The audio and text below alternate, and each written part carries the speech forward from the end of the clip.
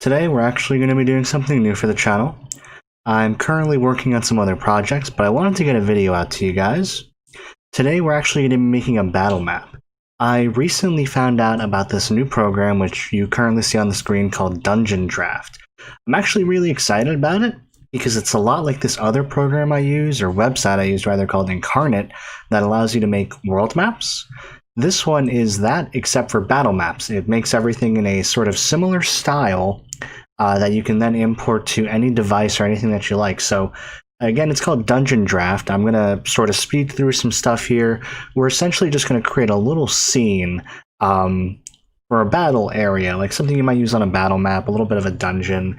And the video is pretty much just going to serve as a way to talk about essentially like how to build a story as you make a battle map. So I kind of know already that I kind of want this to be a sort of like a little rocky beach area, possibly along a lake. And what we're also going to do is we're going to have a little building / encampment that's going to be defended from one side and have brushes all around. So one of the first things I want to do is I want to go ahead and make a building. So there's a building tool over here that we can use. You can also just go ahead and make the walls or doors or whatever the case might be, but typically the easiest thing to do is just make the building and it'll create everything for you at once. I probably want this just to have a shoddy wooden interior.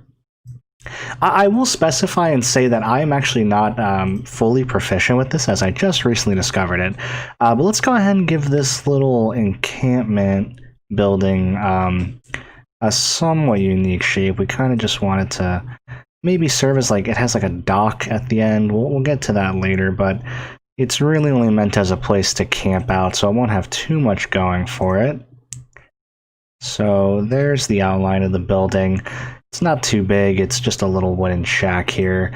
I'm going to go ahead and throw a door on it, probably right there.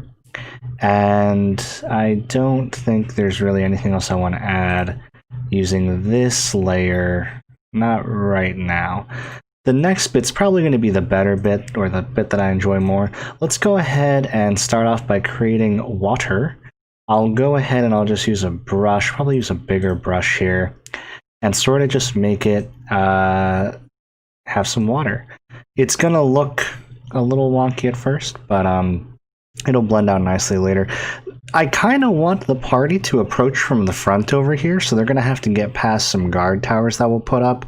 But mostly, this thing is on the waterfront. There's a little creek over here that cuts through, and there'll be a bridge connecting it. So that'll kind of be the entry point, so the party can decide how they want to approach this camp right here. Let's see, they have a terrain brush. We can go ahead and put down all sorts of stuff. I think along the shores, we're going to go ahead and add some rocks. I think this brush might be a little too big. Let me go ahead and undo some of that. I tapped quite a bit, so it didn't come out as nice as I wanted to. Alright, let's go ahead and add some rocks. Oh, that's way too small now. That's way too big. Uh-oh. Okay, add some rocks. We're going to have a little pier that's going to connect out here anyway, so. Da-da. Okay, somewhere the bridge is going to be that we're going to put. And this is really just to give it flavor. This might also be like little points where the party might easily be able to hop over the creek. And of course, we're going to give some description to things as we go. We're going to need some sand along the embankment. I don't want the intensity to be so high, I think, though. Kind of want it to blend a little better. All right. Okay, so it looks like it's just dragging out from the center.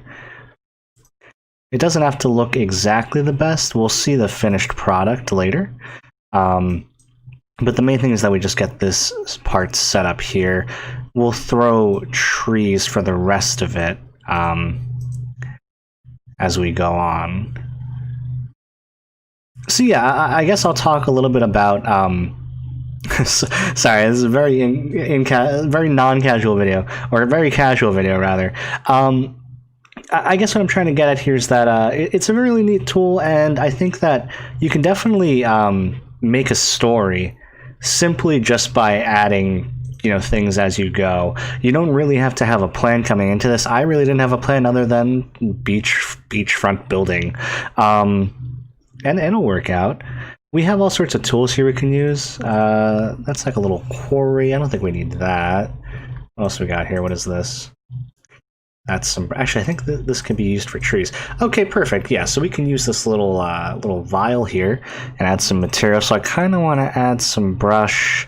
Maybe not. Okay, I want it to go higher layer. So sort of show that it's like covering up a bit of the pathway here. So we'll have some trees coming from here. The party's going to be coming from down here. And that's sort of where the walkway will be. There'll just be some unspecified brush back here to sort of create a natural barrier. Party doesn't have to really look too much to get around there. A little more up here. And one tiny tree right there. So we have some trees going on right now. And I think we can also make a path. This is where we were talking about maybe adding a little dock. So let's go ahead and add a dock. I think what we kind of want to... Actually, you know what we want to do? We want to go ahead and... add the bridge here. So let's go ahead and do that. It's going to be just a kind of like a wonky diagonal bridge, but we have one nonetheless. It kind of just curves a little bit there. And then also we want to go ahead and add a dock. The dock, I'm actually going to have it maybe connect to the house, and it's just going to look kind of like a little pitter-patter thing. And I think since the dock's going to be a big focus on it, maybe instead of having those guard towers that I was talking about, we might just have some people on this dock that are going to be able to look out from across the water. So the party will have to really try and figure out how they want to get through. They might not get spotted if they perhaps sneak under the bridge or try to sneak through the water or something like that, but just clearly going through that to the house is probably going to get them caught. I think I still want it to be walled off, so I'll actually go back to the wall tool here. We will do like a small, what is this? This wood here. Let's just test this out real quick. You gotta box it in. Yeah, it's kind of like a little wooden wall. So we'll go ahead and we'll create a small wooden section, small wooden wall. Also, by the way, there's some settings at the bottom here, like snapping and lighting, things like that. We'll touch on those later. I'm not using the snap feature just because I actually prefer being able to just freehand it, so it still has kind of a normal-ish roll. You know what, never mind, I'm not exactly happy with the way that wall turned out. We'll leave it open, but we'll definitely put an obstacle there when we get to the object tool.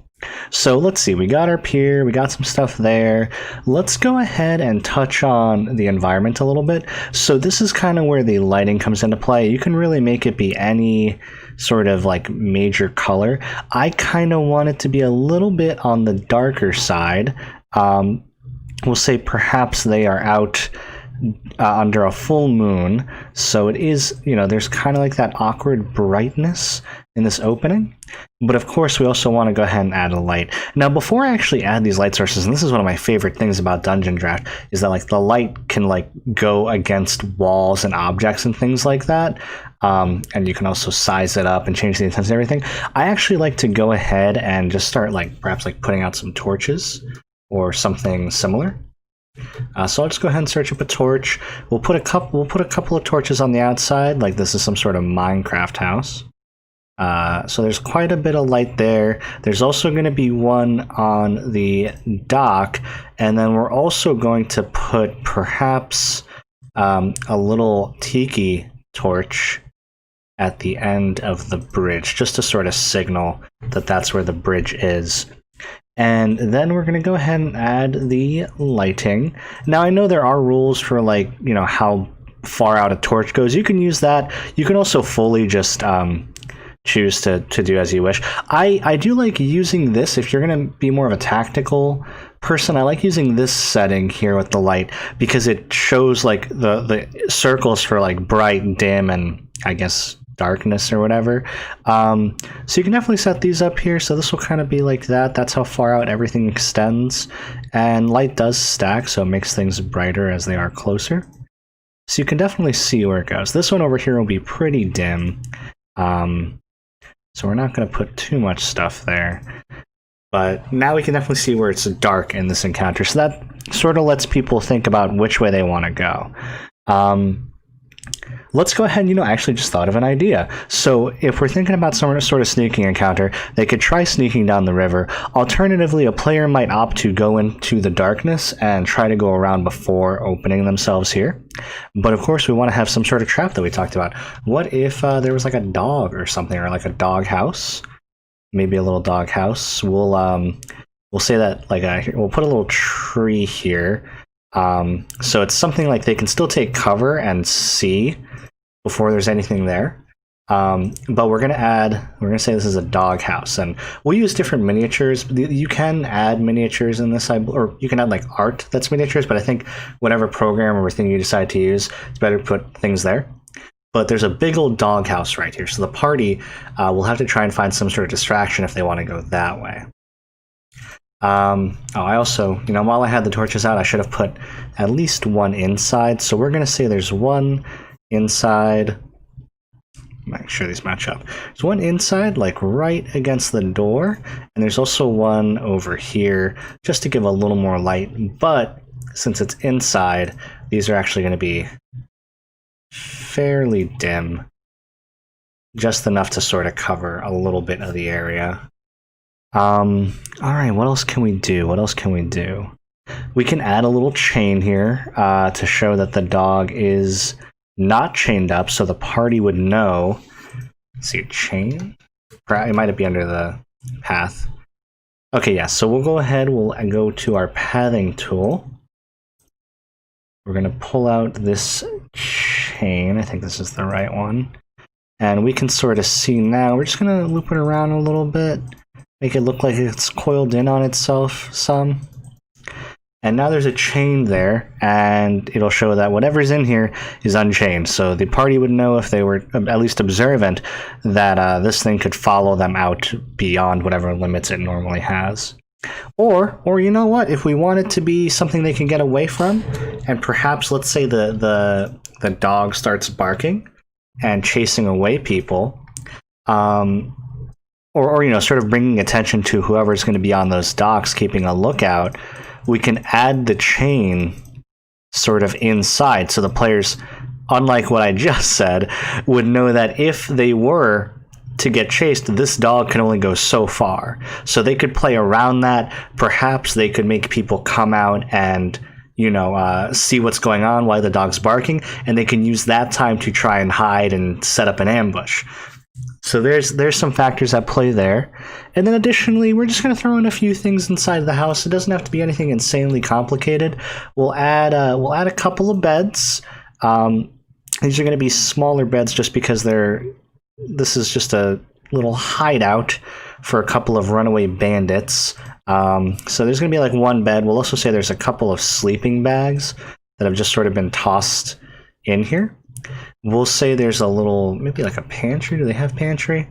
No, let's add a chest. They don't have a chest for some goods, and this would be locked, so they have to either pick it open or grab something inside.